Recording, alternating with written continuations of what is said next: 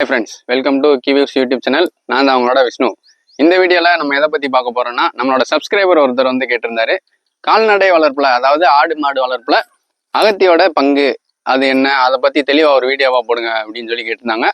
அவருக்காண்டி தான் இந்த வீடியோ. அவருக்காண்டி மட்டும் இல்ல, ஆடு மாடுகள் வளர்க்குற எல்லாருக்காண்டி இந்த வீடியோ. ஸோ இந்த வீடியோல நம்ம அகத்தியை பத்தி ஃபுல் அண்ட் ஃபுல் பார்க்க போறோம். அதுக்கு முன்னாடி நீங்க இப்பதான் நம்மளோட சேனலுக்கு வந்திருக்கீங்கன்னா இந்த வீடியோவை லைக் சப்ஸ்கிரைப் பண்ணி வச்சுக்கோங்க. அப்பதான் நான் போடுற நல்ல பயனுள்ள தகவல் வந்து உங்களுக்கு உடனுக்குடனே வந்து சேரும். வாங்க வீடியோக்குள்ள போயிடலாம்.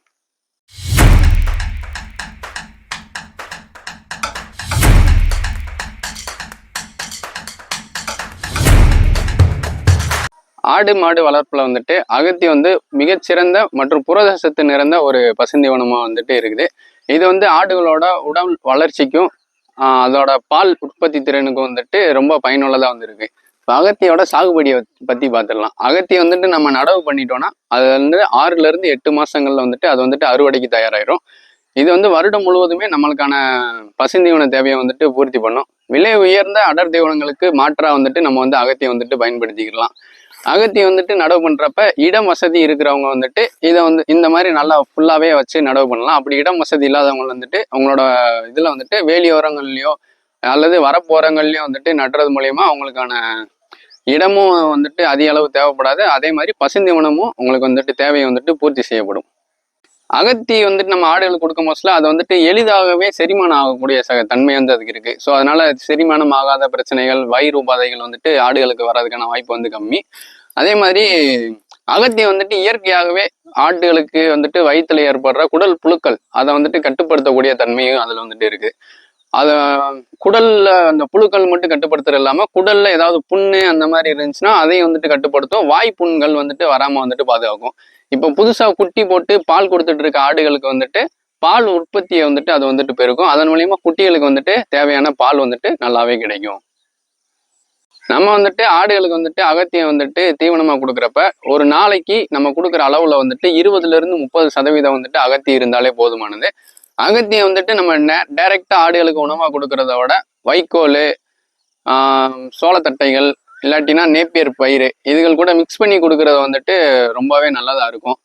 ஏன்னா நம்ம வந்துட்டு இதை அகத்தியம் வந்துட்டு நல்ல சக்திகள் இருக்குன்றதுக்காண்டி அதிக அளவு கொடுத்தோம்னா குட்டிகளுக்கு வந்துட்டு வயிற்றுப்போக்கு ஏற்படுறதுக்கான அபாயங்கள் வந்துட்டு இருக்குது. நம்மளோட வீடியோ பார்க்குற நண்பர்கள் வந்துட்டு சப்ஸ்கிரைப் பண்ணாமே பார்த்துட்டு இருக்கீங்க. நீங்க பண்ற ஒரு சப்ஸ்கிரைபும் எங்களுக்கு வந்து இது மாதிரி மேலும் பல வீடியோக்கள் பண்றதுக்கு வந்துட்டு ஊக்கமா இருக்கும். ஸோ அதனால சப்ஸ்கிரைப் பண்ணிட்டு பாருங்க ஃப்ரெண்ட்ஸ். ஓகே, ஆடு மாடு போன்ற கால்நடைகளுக்கு மட்டும் இல்லைங்க, அகத்தி வந்துட்டு கோழிகளுக்குமே வந்துட்டு நல்ல தீவனமாக வந்துட்டு இருக்கும். என்னது கோழியான்னு கேட்குறீங்களா? ஆமாங்க, கோழிக்குமே அகத்தி வந்து நல்ல தீவனம் தான். இப்போ வந்துட்டு மாமா வந்துட்டு உங்களுக்கு லைவாகவே வந்துட்டு அகத்தியை வந்துட்டு போட்டு காட்டுவார். அகத்தியை போட்டிருக்காரு, நீங்கள் பார்த்தீங்கன்னாலே தெரியும். பெரிய கோழியிலேருந்து சின்ன கோழி குஞ்சுகள்லேருந்து அதை எப்படி சாப்பிடுதுன்னு. அகத்தியை வந்துட்டு நம்ம எப்பயும் போல தான் ஆடு மாடுகள் கொடுக்குற மாதிரி ரெகுலராக கொடுக்காம ஒரு 1 day ஒரு நாள் கேப் விட்டு கொடுக்கலாம். அகத்தியில் இருக்கிற சத்துக்களை வந்துட்டு கோழிகளுக்கும் கிடைக்கும். எதுவுமே அளவாக கொடுங்க. நீங்கள் பார்த்தீங்கன்னாலும் தெரியும், நல்லா சாப்பிட்டு இருக்கு. எவ்வளோ போட்டாலும் சாப்பிடும், அதுக்கு தெரியாது. ஸோ அதனால கம்மியாகவே போடுங்க. ஒரு நாள் கேப் விட்டு போட்டிங்கனாலே பெர்ஃபெக்டாக இருக்கும். இந்த கோழிக்கு மாமா போடுவார் பாருங்க.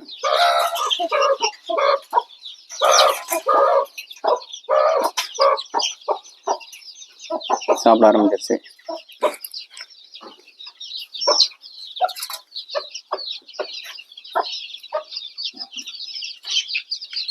நம்ம கிட்ட இத்தனை கோழிகள் இருக்கு ஃப்ரெண்ட்ஸ், எல்லாமே நாட்டு கோழிகள் தான். இது கொஞ்சம் வளர்ந்தோடனே நம்ம வந்துட்டு மேய்ச்சல்ல வந்துட்டு விட்டுருவோம்.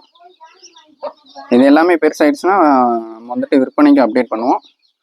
ஸோ அதனால எல்லாரும் நம்ம சேனலை சப்ஸ்கிரைப் பண்ணி வச்சுக்கோங்க. நாட்டுக்கோழி தேவைப்படுறவங்க நாங்கள் அப்டேட் பண்ண மோஸ்ட்ல அதை பார்த்து வாங்கிக்கோங்க. ஹை ஃப்ரெண்ட்ஸ், இப்போ வந்துட்டு நம்ம வந்துட்டு அகத்தியை வந்துட்டு கட் பண்ணி வந்துட்டு ஆடுகளுக்கு போட்டாச்சு. அது வந்துட்டு நல்லாவே சாப்பிட்டுட்டு இருக்கு. நீங்கள் பார்த்தீங்கன்னாலே தெரியும்.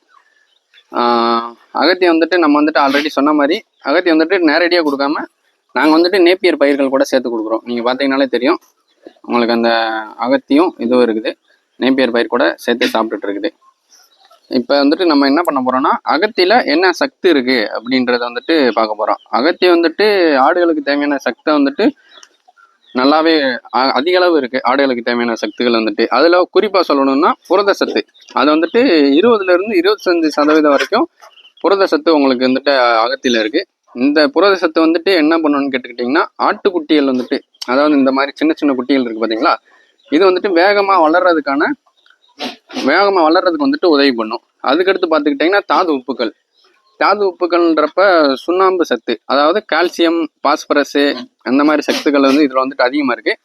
இந்த மாதிரி சத்துக்களோட இது என்னன்னு பார்த்துக்கிட்டிங்கன்னா ஆட்டுக்குட்டிகளோட எலும்பு வந்துட்டு பலமாக இருக்கிறதுக்கான சக்தை வந்து கொடுக்கும். அது போக சினை ஆடுகளுக்கு தேவையான சத்தும் அதை வந்துட்டு பயன்படும். கடைசியில் வந்து பார்த்துக்கிட்டிங்கன்னா வைட்டமின் ஏ மற்றும் இரும்பு சத்துக்கள், இது வந்துட்டு குட்டிகளுக்கு வந்துட்டு இரத்த சோகை வந்துட்டு நோய் வராமல் வந்துட்டு பாதுகாக்கும். இந்த இவ்வளோ மருத்துவ பயன்கள் வந்துட்டு இதில் வந்துட்டு இருக்குது. இது போக உங்களுக்கு ஏதாவது பயன்கள் தெரிஞ்சிருந்தாலும் அதையும் கமெண்ட் பாக்ஸில் சொல்லிட்டு போங்க. வீடியோ பார்க்குற நண்பர்கள் லைக் பண்ணிக்கோங்க. இதே மாதிரி குட்டிகள் வச்சு வளர்க்குற நண்பர்கள் உங்களுக்கு யாராவது இருந்தாங்கன்னா அவங்களுக்கு இந்த பயனுள்ள தகவலை வந்துட்டு ஷேர் பண்ணி விடுங்க. மறக்காமல் சப்ஸ்கிரைப் பண்ணிட்டு பாருங்கள் ஃப்ரெண்ட்ஸ். ஓகே, இதே மாதிரி அடுத்த ஒரு பயனுள்ள வீடியோவில் உங்களை வந்துட்டு சந்திக்கிறேன். அது வரைக்கும் உங்களிடம் விடைபெறுவது உங்கள் விஷ்ணு. ஓகே ஃப்ரெண்ட்ஸ், பாய்.